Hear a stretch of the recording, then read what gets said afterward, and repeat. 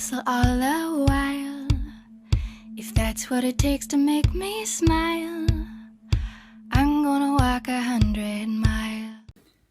Hi there. So let's chat about pricing, because there are about 3 things that I see that go wrong with small business owners when they get into business. Let's face it, at first, you're so excited about your new business cards and your website, and you can't even stand it, right? You're like, I'm just going to be an Instagram star with all my latest photos up, and everybody told me that I should get into this business, and now I'm in it.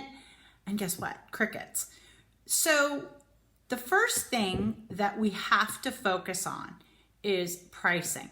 And there are many ways to price, right? But I don't know about you, even though I got my business degree from Georgetown and have a very good education, we didn't talk that much about pricing. And sure, we talked about like economics and how things affect, but we didn't really talk about, you are now in business, you have a product or you have a service, how are you going to price yourself? And what do you need to take into consideration in order to set your pricing properly? So you can price a bunch of different ways. You can have a flat rate, you can have an hourly rate, you can have a hybrid of any of the above that I'm going to mention. You can have a percentage. There are a million different ways that you can set your pricing. But how do you do it? Well, most of us kind of copy the competition, right? So let's say if I'm going to outsource bookkeeping, then what I do is I kind of see how much of the other bookkeeping firms charge, and now I'm going to say, well, that's my rate, or maybe that's my rate less a little bit, right? So that you get the business. But that's not an effective way to price. And what we have to do is we have to take into consideration a few different things. And this is going to relate to 2 other components, which are productivity, which ultimately leads to profitability. But you have to set your pricing right in the first place. And I talk a lot about this in my book, But Are You Making Any Money? Where you need to take into consideration the 4 kinds of expenses in your business. A's are cost of goods sold. B's are time. C's are forget-me-nots, all that stuff like shipping and, oh yeah, whoops, I had to mail something to my client, or I had to FedEx something, and then the D's are overhead.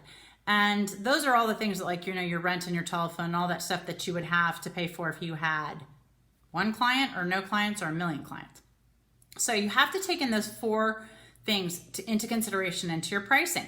And what I see people do all the time is they say, okay, let's say they copy the competition with respect to pricing, right?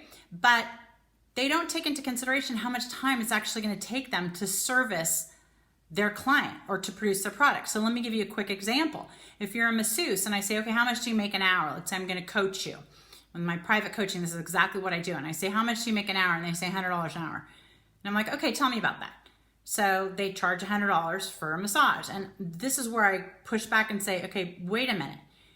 You had to advertise your services, or let's say you didn't. Let's say somebody just called you directly from a referral. And so you answer the phone and you take down their information. Okay, where's the appointment going to be? Even if it's automated, like an app, you still have to take into consideration, okay, where is it? How much time am I going to take to drive?